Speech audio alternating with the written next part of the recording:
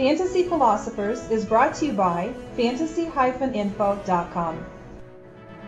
In some ways, I kind of feel bad for Brady Quinn, as I'm not really sure being on the Cleveland Browns really gave him a solid opportunity to show what he could do in the NFL. That's a bad organization. They seem to be in constant flux. Even their stars were whiny talents that didn't seem to be consistent in their work ethic at times, it seemed anyway.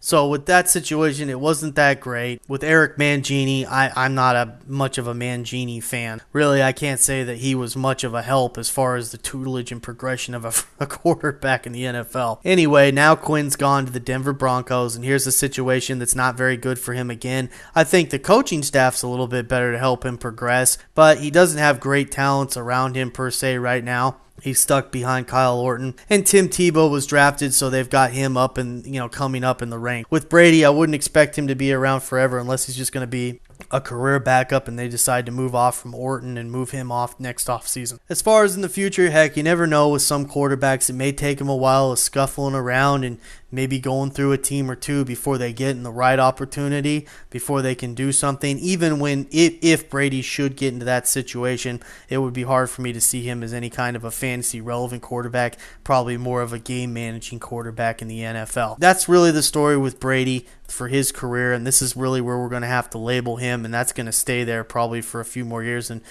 in all likelihood, probably the rest of his career.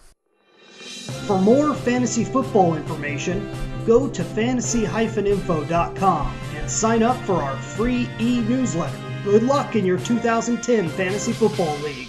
As an added bonus, the Fantasy Info guys will include their 5 secret tips for success in